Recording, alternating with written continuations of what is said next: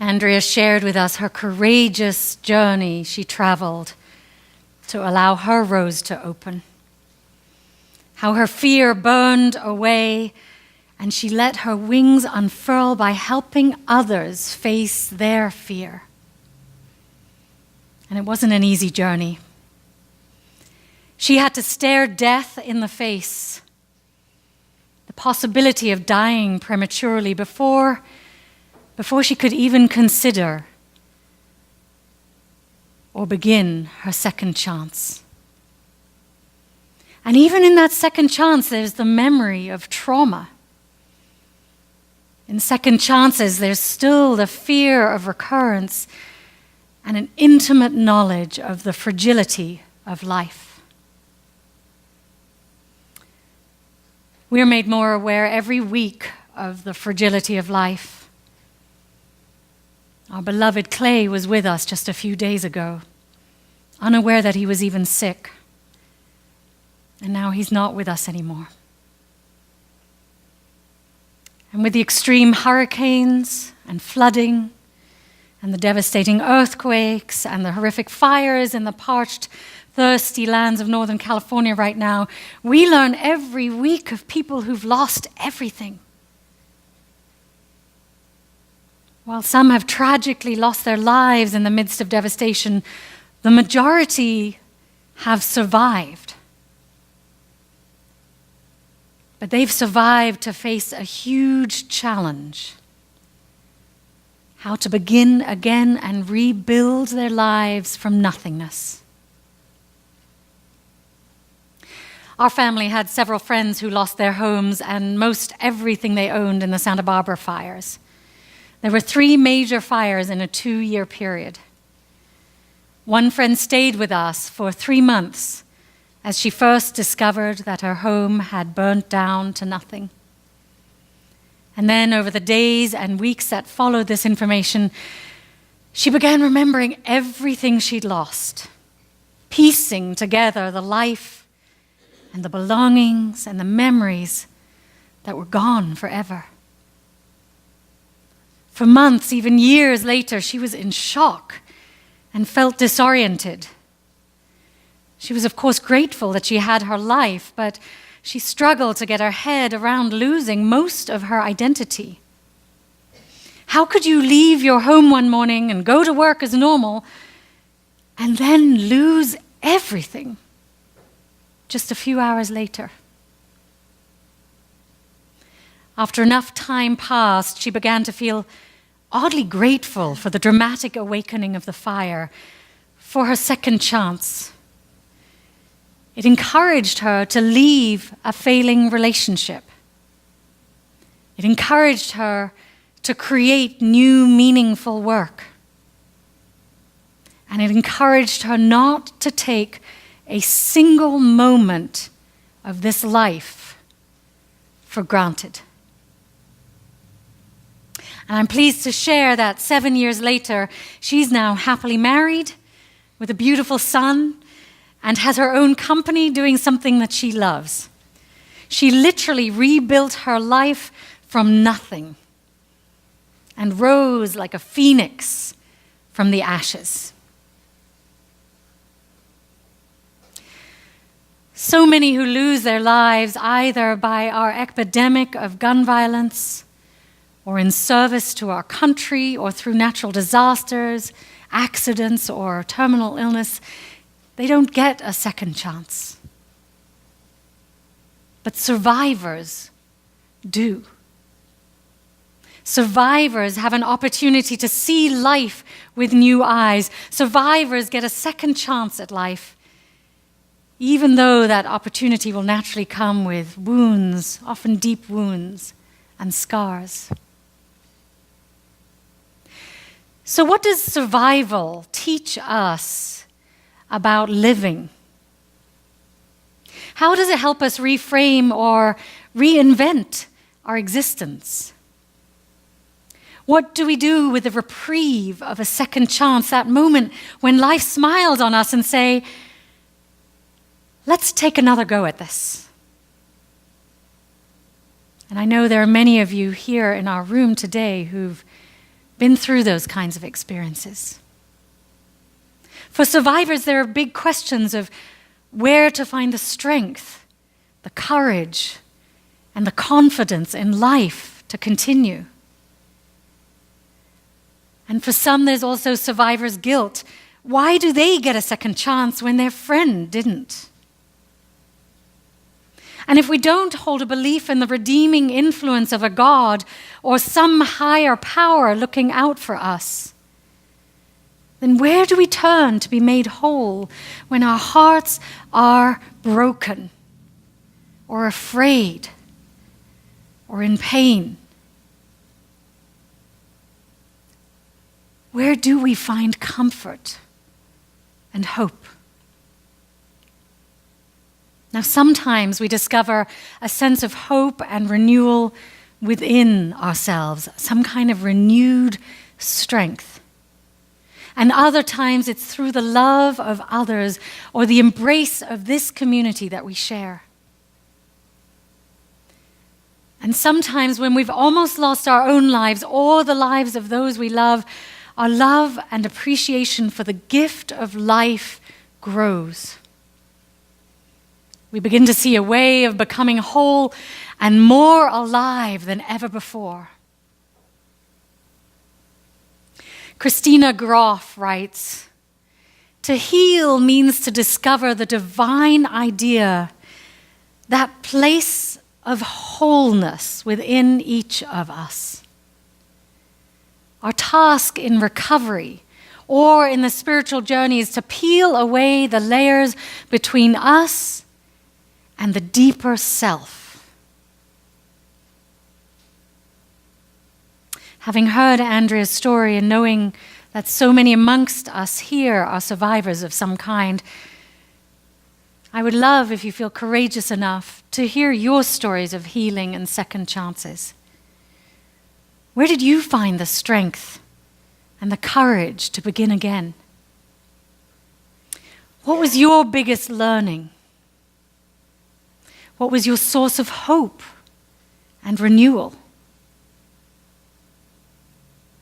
We are so grateful that you are here with us today. On the other side, boldly taking your second chance. According to the National Cancer Institute's latest report on cancer survivorship, there are nearly 15.5 million cancer survivors living in the United States today. And that number is projected to grow significantly over the next 10 years. 3 out of 4 American families will have at least one family member diagnosed with cancer. 3 out of 4. The government's cancer website explains that while it's obviously a major, huge traumatic event for all who are diagnosed, cancer can also bring with it the chance for personal growth and transformation.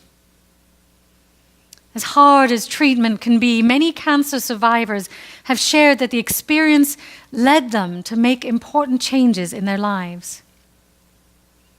And it had them appreciate each new day. It had them learn how to take better care of themselves and value the love and care of others. My dear friend Rosemary, whom many of you met at our installation, she was the friend that arrived from England. She's undergone second, third, and even fourth chances in life. And she's given me permission to share her story with you today, but when you hear her story, you might realize, for those of you that saw the video of when she appeared as a big surprise, why I burst into tears. Rosemary was a medical aid worker in Burundi after the genocide in Rwanda. She'd gone into this war-torn area to make a difference, to help save lives and to challenge herself. But when the shelling started at night within earshot, she realized that she might die if she stayed any longer. So Rosemary packed her bags that night to depart earlier than she'd planned under the cover of darkness. Some kind of an inner knowing told her to get out immediately. And later she learned that the convoy that she was scheduled to travel in a few days later was ambushed and shot to pieces. Rosemary wouldn't have survived. And unlike the people in the convoy that left a few days later, Rosemary got a second chance. But that inner voice wasn't done with her. It ended up sparing her life a second time. Shortly after returning home, she received the life-shattering diagnosis of cervical cancer at the tender age of 31. Having barely made it out of Africa with her life, she arrived home only to face another threat to her existence. As the reality of having cancer began to sink in, simple survival became her goal. She studied all the statistics about living and dying and what interventions led to the greatest chance of life. I wanted to live more than anything, she told me. However, living for her came with a price tag. She was to lose her fertility, which included the long-held dream of becoming a mother. Now, while it's different for every woman, for Rosemary, becoming a mother was intrinsic to her vision of herself and her future. She now had to face the void that if she survived cancer, she would have to redefine her life completely. If she was not to be a mother, then what? And even if she got this second chance at life, it felt like it was going to be empty and purposeless. But Rosemary, as some of you know, is one of the most determined people I know. She made sure that the surgeons left her ovaries intact so that later they could harvest and freeze her eggs. And before long, she identified a surrogate mother. Now, due to the limited number of frozen embryos, there would only be one chance for the surrogate to become pregnant.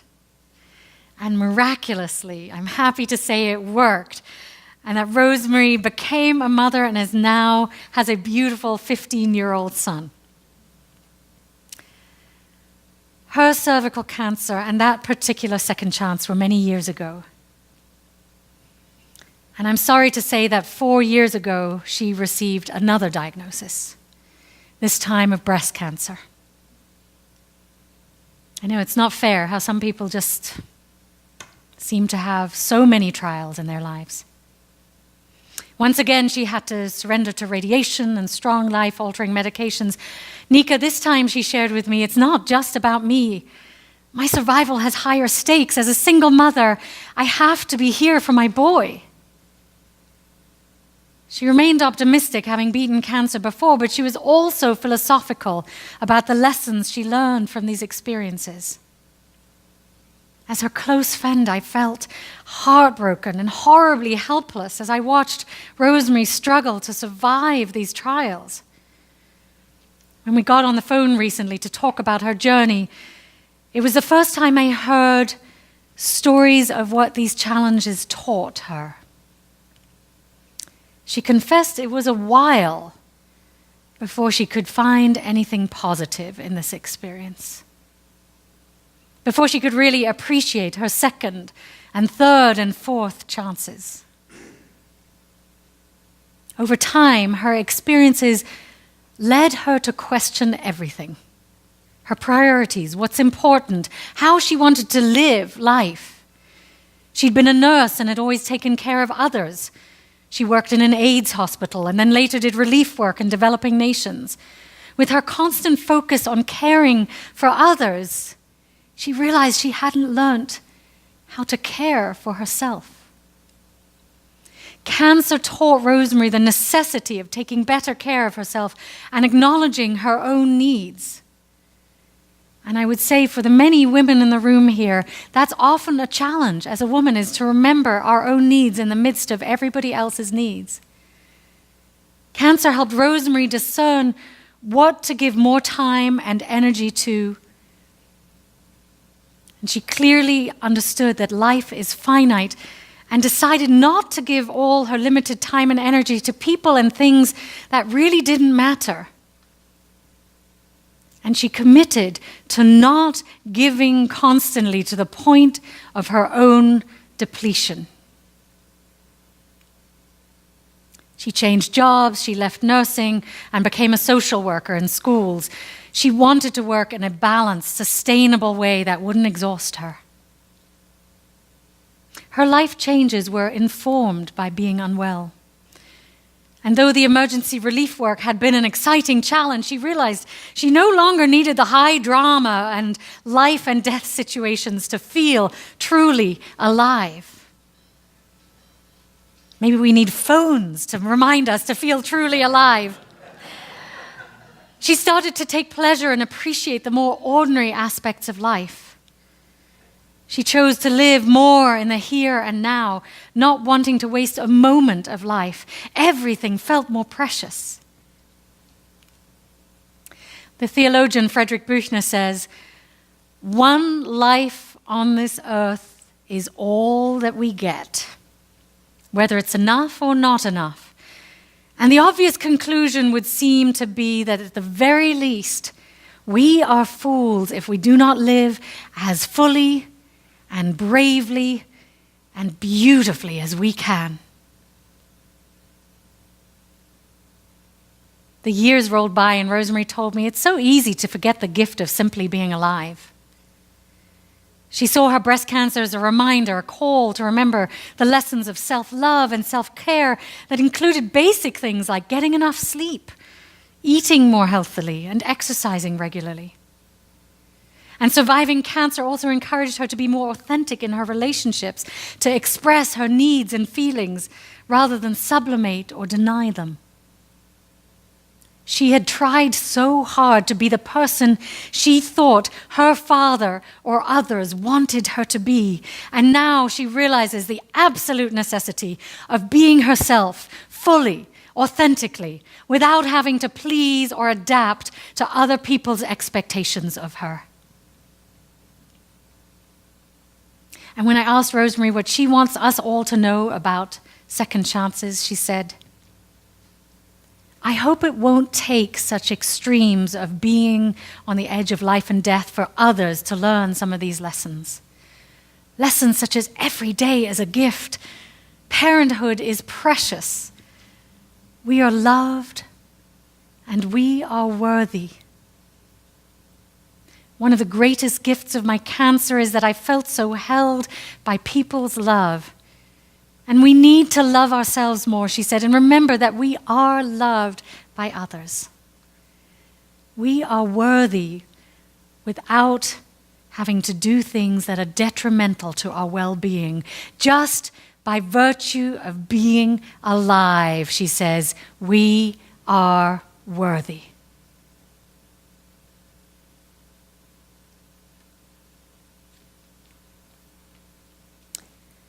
We're all given second chances of some kind.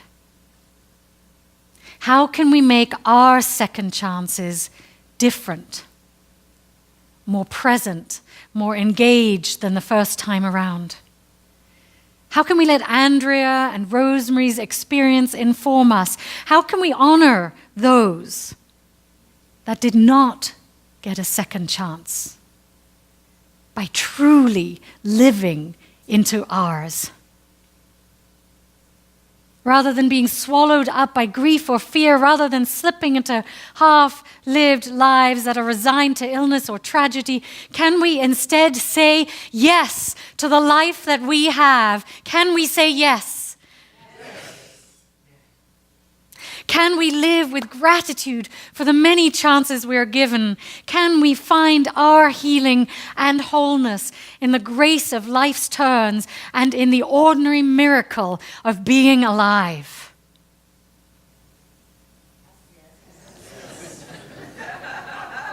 I'm glad you're still awake. But seriously, my friends, what will you do with your second chance?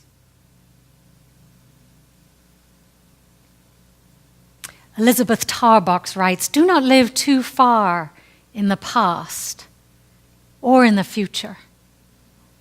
Live now. Know always that joy and sorrow are woven together. One cannot live without the other.